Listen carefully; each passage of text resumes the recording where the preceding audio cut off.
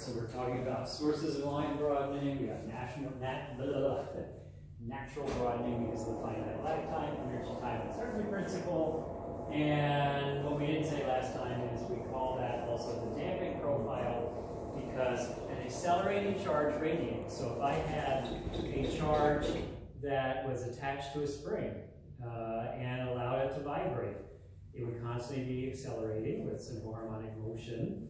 And so it would radiate as a result of that. It would radiate at the same frequency that it was vibrating. If now I imagined that I had a spring and I attached some mass to it, actually maybe we'll make it negative. It's like a mass that's negatively charged, like an electron. And we put grease there so that there's friction, velocity-dependent friction, then it would oscillate, but it would be damped, and so the amplitude versus time, the displacement versus time would look something like this. It would be a damped oscillator, and so it would emit an electromagnetic wave that looks something like that when it passed by some point. And then if you Fourier transform that to look for the frequency content, it turns out that the Fourier transform would have exactly the same shape as the damping profile does. So in other words, we call this, or the natural broadening profile does, so we call it also the damping profile because a classical damped harmonic oscillator would produce exactly the same shape for the spectral line as a result, which is kind of interesting. Today's fun fact. Wow.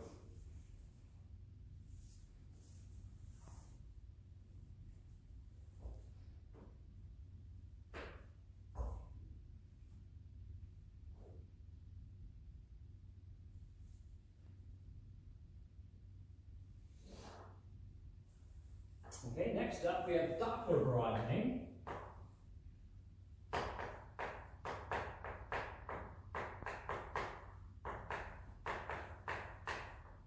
And that's due to the fact that in a gas of atoms that are absorbing or emitting light, they're jiggling around thermally.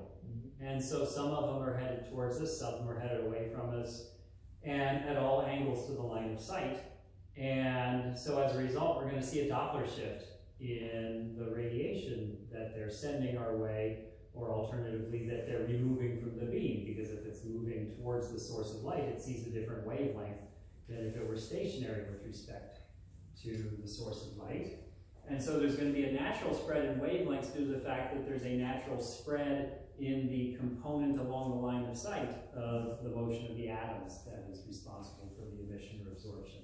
So we call that Doppler broadening because it's due to the Doppler effect. So Doppler broadening due to the spread in Doppler shifts exhibited by absorbing atoms moving at different speeds and at different angles to the line of sight.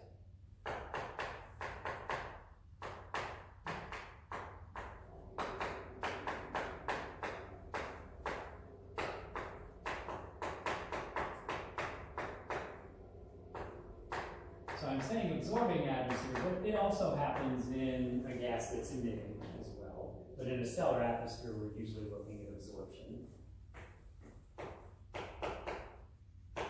Absorbing atoms moving, I guess I'll say with thermal motions.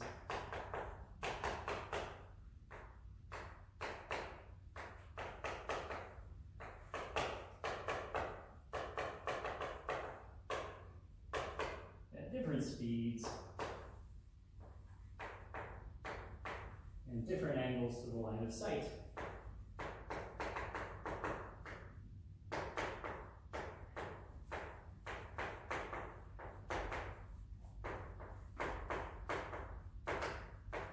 And for any reasonable temperature, this is way bigger overall than the natural broadening is. You mentioned natural broadening doesn't contribute that much. Right, it's very, very narrow. Although we'll see that in the wings of the spectral line, it actually dominates because natural broadening is a very narrow peak, but the wings decay very gradually because it's not a Gaussian in shape. It turns out to be what's called a Lorentzian profile, which it'll be narrow, but it decays very gradually, so to speak, away from the central wave mode. So, for a Maxwell-Boltzmann distribution of speeds, which is what we would expect for thermal equilibrium, remember, for an ideal gas. For a Maxwell-Boltzmann distribution,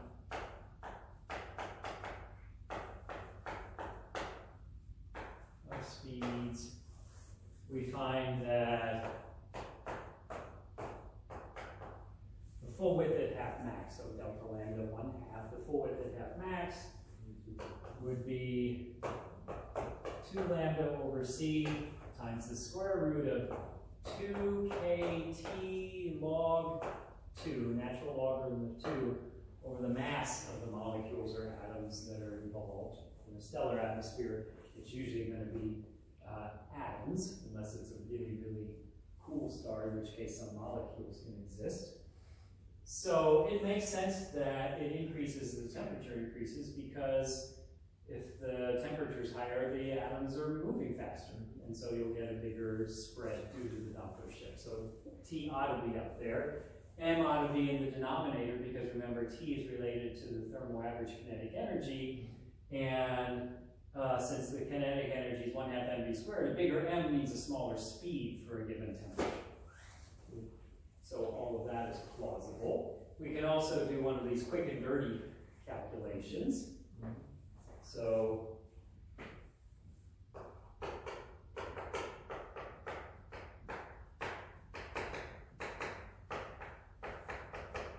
quick and dirty estimate would say that, remember that the most probable speed for the Maxwell-Boltzmann distribution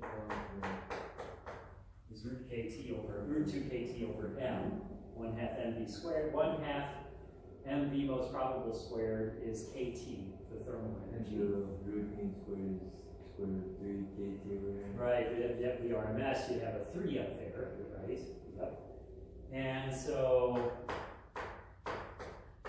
delta lambda over lambda equals 2 times the most probable speed over c, would be a rough estimate for the amount of Doppler broadening, because remember that the Doppler shift formula is delta lambda over lambda is the radial speed divided by the speed of light. The speed along the line of sight divided by c is delta lambda over lambda. So here we're saying that some of the atoms, but basically kind of typically what's going on is you'll have atoms moving around the most probable away from you, and some atoms, typically other atoms moving around typically the most probable towards you. There's a spread, but roughly speaking, the most probable away to the most probable toward. The Doppler shift between those two situations would be twice the most probable, once for the away ones, once for the towards ones, divided by the speed of light. So that's a quick and dirty estimate. And so that would give us everything except the natural logarithm of 2, which comes from actually accounting for the range of speeds and angles and so on and so forth. So another one of these deals where quick and dirty gives you almost the right answer, and then a much longer detailed calculation just throws in an extra square root of the logarithm of 2. And just like, even the formula for delta lambda not half. Yeah. We were missing a factor. We had an additional factor to right. So that's typically what happens, is you can make this back of the envelope calculation, and it almost gives you the right answer, and there's some correction of order unity that comes from doing the detailed calculation. So this is another situation like that.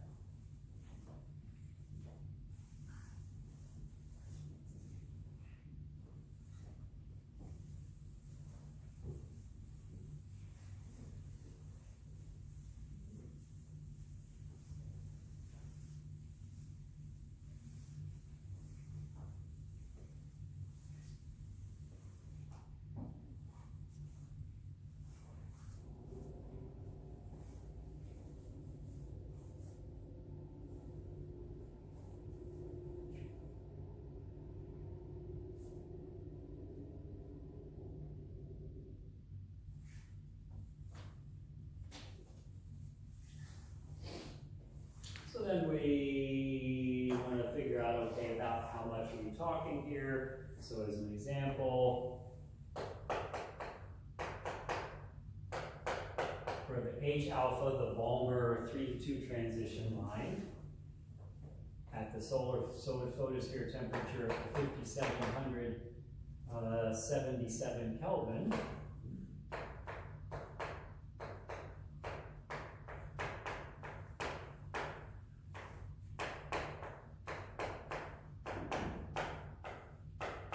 in those numbers for the wavelength and the temperature and the mass of a hydrogen atom, and what you get is that full width half max due to thermal broadening is 0.0355 nanometers, which isn't a lot, but remember that for the natural width,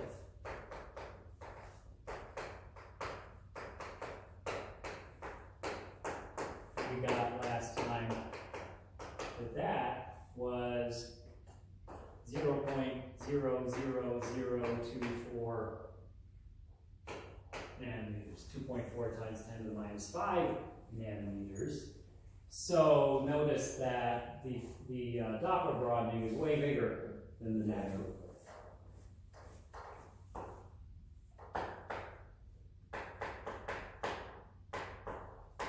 About 1,000 times bigger. Yeah, about 1,500 times bigger. Yeah. Which is almost 1,500 times broader than the natural width.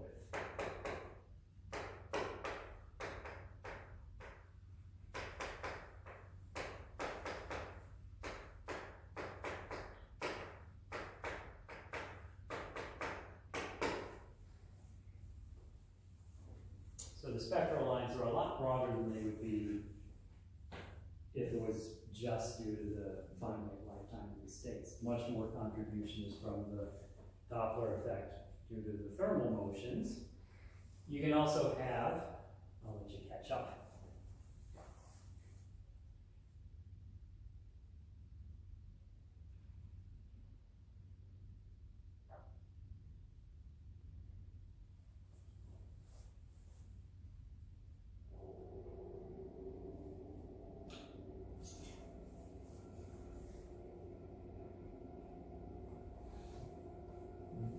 So you can also have broadening due to turbulent motion of the gas. So whole blobs of gas moving towards us or away from us. If there's turbulence, that means that there's this chaotic jumble of blobs of gas moving as a whole towards us and away from us.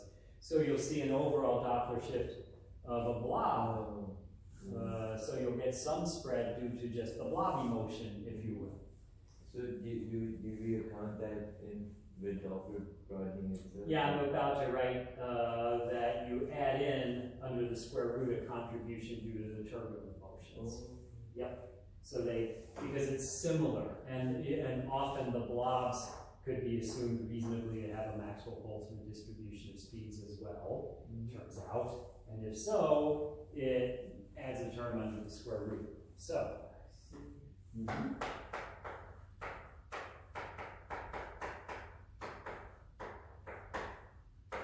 the gas is turbulent,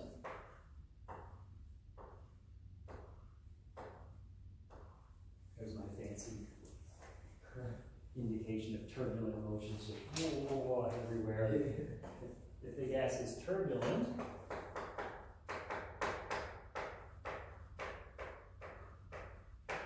this adds additional broadening.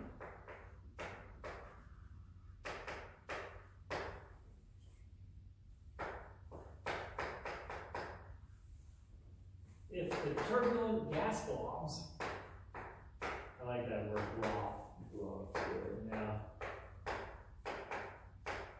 The only unfortunate part of it is that my sister used to call me Blob instead of Bob, just to be difficult, you know.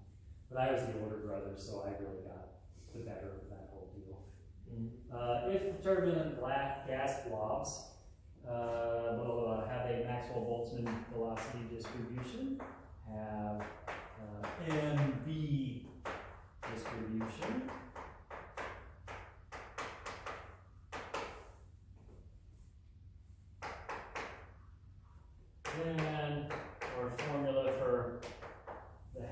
width due to Doppler broadening. Looks like it was before, except now it's 2 lambda over c square root of 2kt over m plus the turb squared, Oh, V true. natural log of 2, where v turbulent is the most probable speed for the turbulent motions. Because 2kt over m is, you could say, like vmp squared for the gas, and so this is vmp for the turbulent motion. So it might even be good to say like vmp comma turbulent. So that's the most probable speed for the turbulent gas probable blocks. So they just add in quadrature, as we say, because this right here is the most probable for the gas squared. So they just add together the quadrature.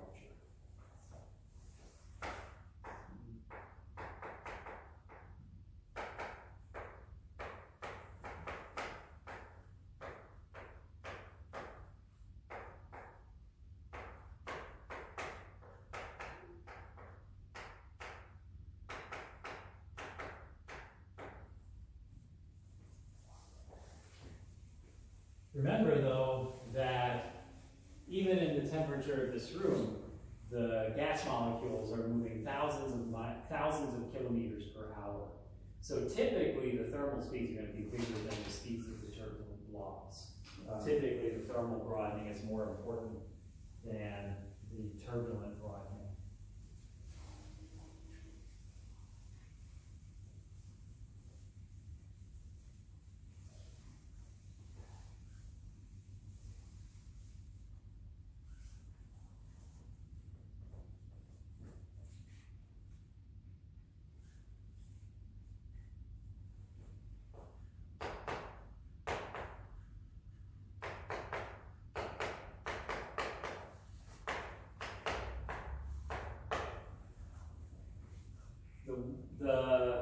The line depth in the wings away from the center falls off rapidly for this type of broadening.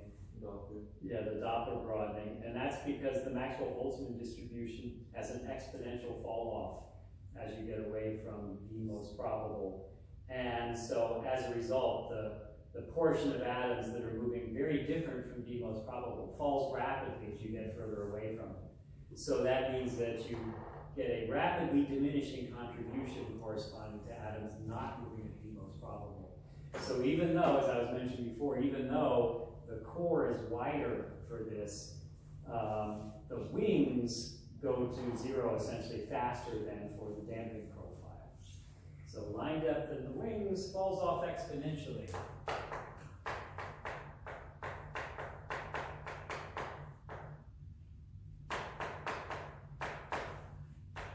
Much faster than for natural broadening.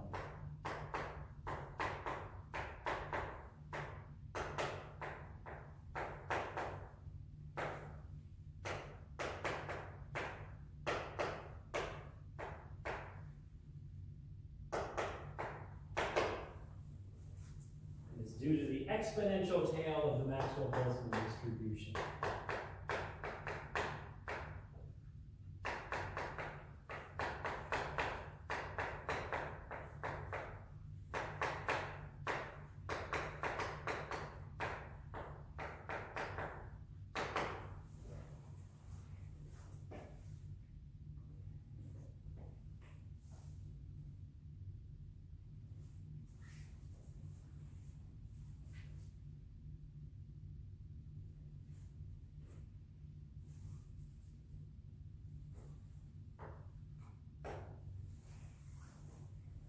And then 3 is something we've talked about before, the reason why giants have narrower spectral lines than dwarfs, but we'll give a little more detail this time around.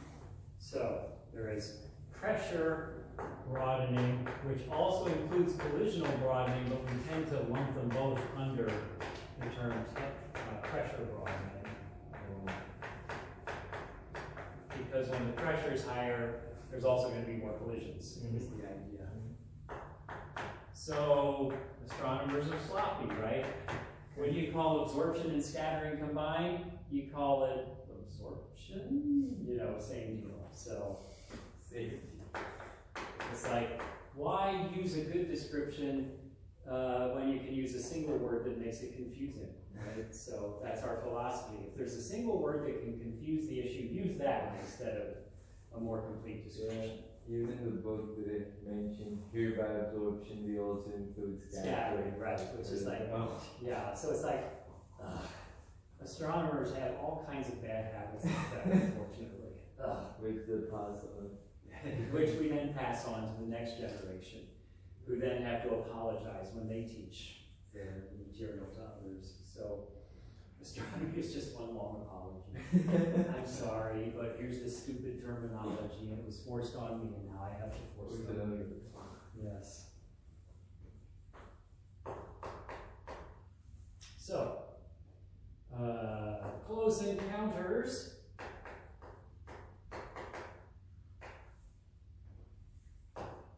With other atoms and ions, subjects an atom to rapidly varying electric fields, because there's residual electric fields, even if an atom has closed shells and it's got the same number of electrons as protons, it still doesn't completely cancel out the field of the nucleus. There's a little bit of residual field.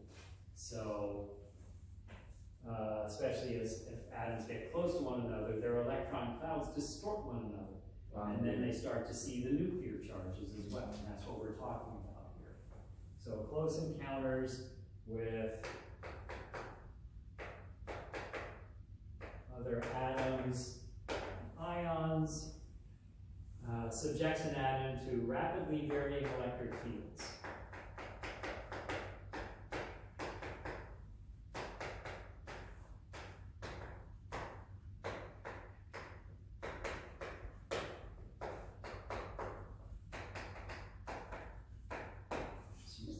Symbol for rapidly varying E fields. If you change the shape of the orbital and you change the forces acting on it, it changes the energy a little bit. Yeah. So you can think of the energies as varying all the time due to these encounters. So that contributes to an uncertainty in the energy level when things can make a transition. You can't ever say it for sure. Right, you don't know exactly what the energy is at the moment it transitions, essentially. Which perturb means slightly change.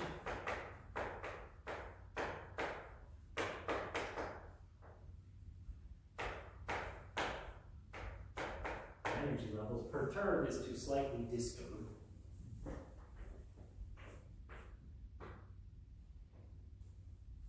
So, if we have an ensemble, a large group of absorbing or emitting, so it works both ways. So in the stellar spectrum, we're usually looking at absorption, atoms. This effectively spreads out the energy levels.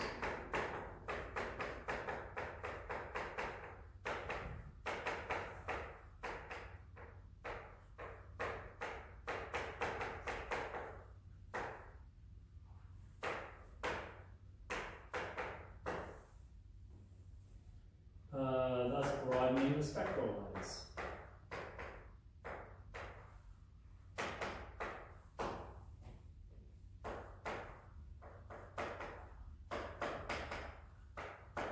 And this is what we mean by pressure broadening. It's a little bit of an odd term, but again, the higher the pressure, the more close encounters there's going to be, so it's associated with higher pressure causing greater amount.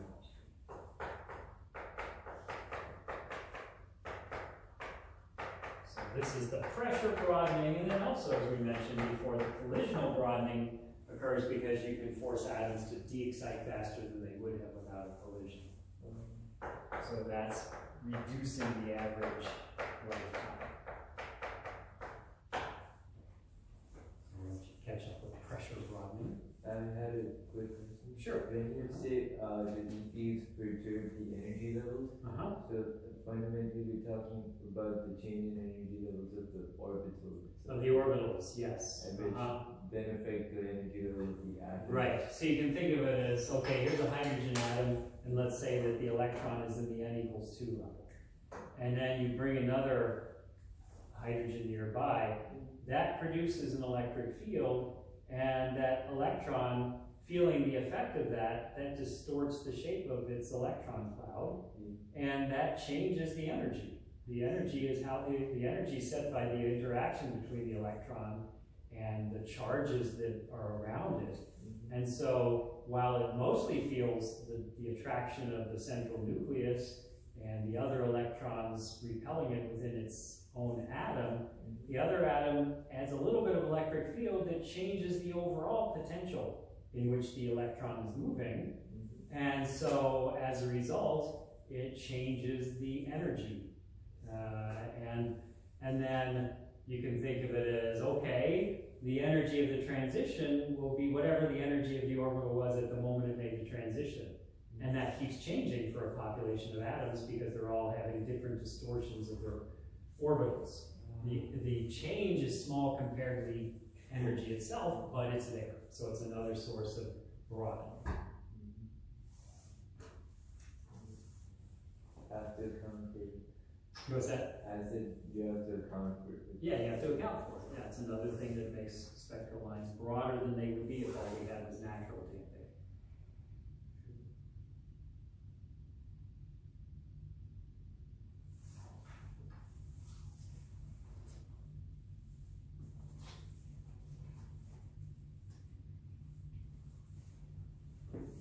I'm assuming this doesn't work for scattering This essentially atoms. it is the atoms essentially scattering. In other words, they will, the trajectory of the atom will change a bit if it has a near encounter with another atom because it does feel its field.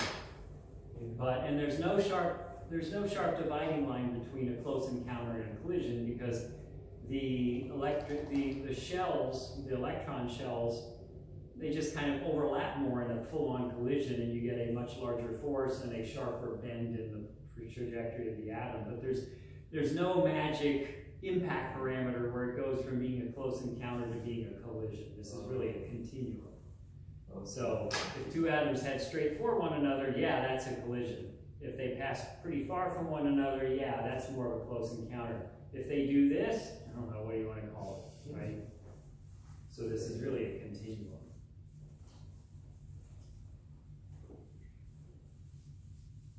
But I guess what you could say is what really makes a collision is that if they come close enough to one another, not only can you have this distortion, it can cause the electron to change orbitals. The closer encounter itself can stimulate an electron to drop to a lower energy level. It can also cause an upward transition as well, but it can also cause a downwards transition of the electron.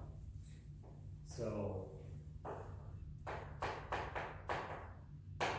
collisions can cause an atom to de-excite sooner than it otherwise would.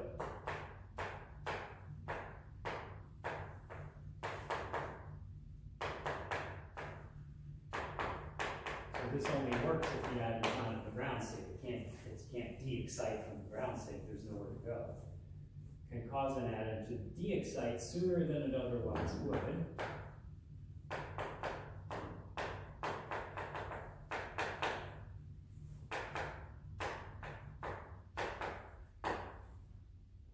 Effectively reducing the lifetime of the state.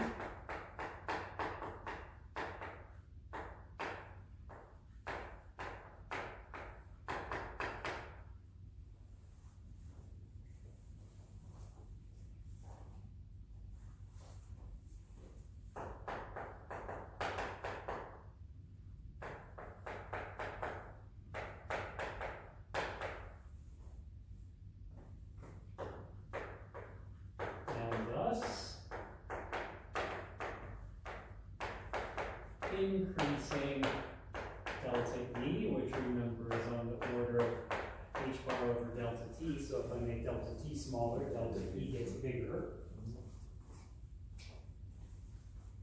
And so that's going to broaden the line too.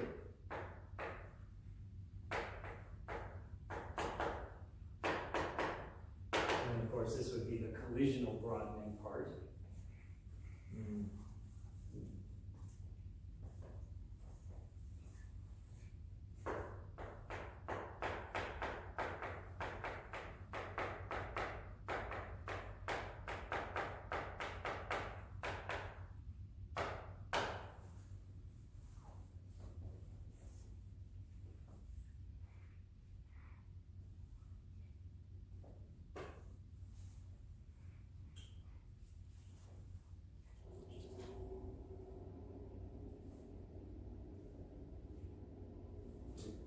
Is there any criteria by which it's decided that a collision causes de-excitation or excitation?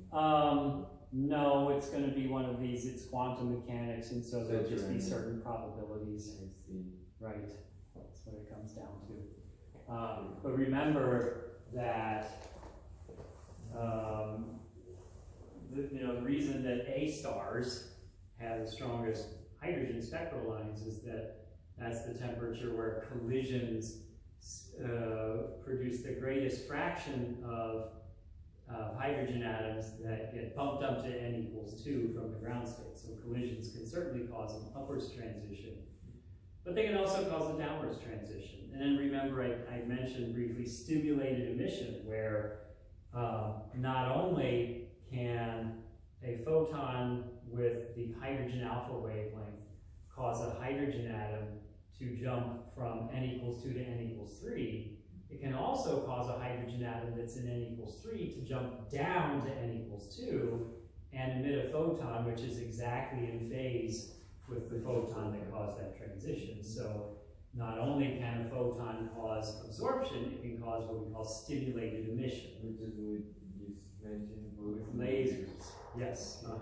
And it turns out, really, that all emission is stimulated emission. In that, we've just been saying, why does an electron in n equals 3 jump down to n equals 2? And we just, well, it wants to lower its energy. But it turns out that if you look at it in detail according to quantum field theory, what causes the downward transition is fluctuations, vacuum fluctuations in the electromagnetic field. In other words, in quantum mechanics and quantum field theory, it's impossible for the electric field to be zero everywhere because there's an uncertainty principle associated with quantum fields that says you cannot know both the value of a field and its time derivative at the same time. So if the field was everywhere zero, if you had a vacuum with zero electric field everywhere, you would know the value of the field, it's zero, and you would know its time derivative, also zero. That's impossible. That violates the uncertainty principle applied to field theory, which is why there have to be constantly vacuum fluctuations in the value of the electric field. I see. And those have a spectrum of frequencies and wavelengths associated with them, and transitions are caused by vacuum fluctuations having the frequency associated with the downward transition. So all emission is really stimulated emission because it's, in the case where there's no photon coming along, it's vacuum fluctuations of the electromagnetic field that are causing the transition. Another fun fact for the day. That is a fun fact. Yes. Fluctuations. Yep, vacuum fluctuations.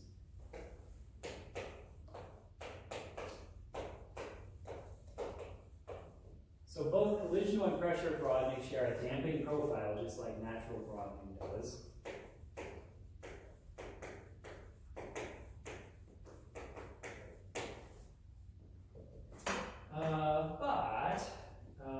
Where am I? But the pressure from, of comparable widths.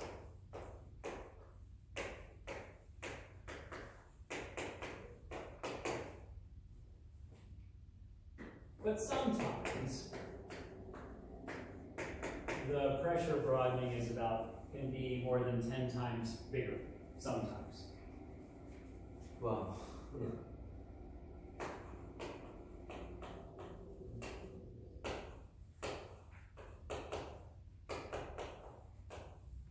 Pressure profile can be more than 10 times broader.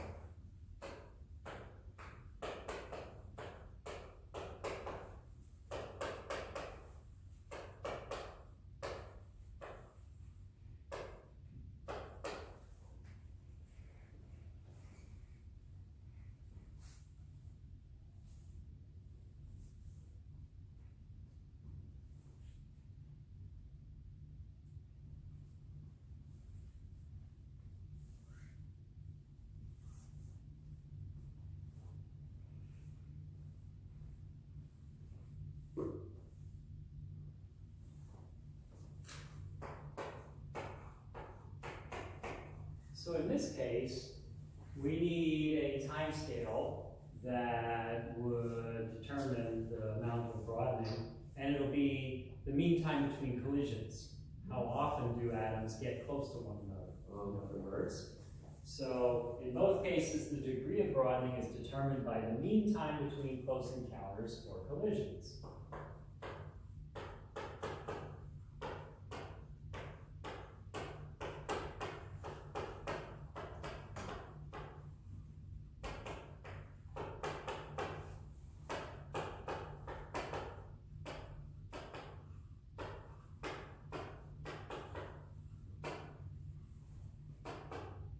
So just like we've got a mean free path, we also have a mean time between counters. Is represented by how?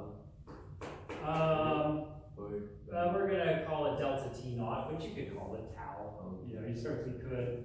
I just remember that for like in chemistry. Yeah, and you could, you know, there's lots of things you can call it. True. Yeah. So the mean time between encounters slash collisions.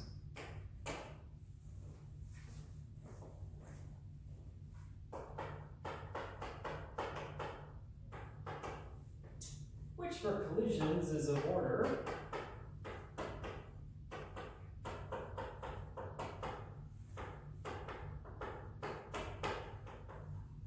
so another kind of quick and dirty calculation here.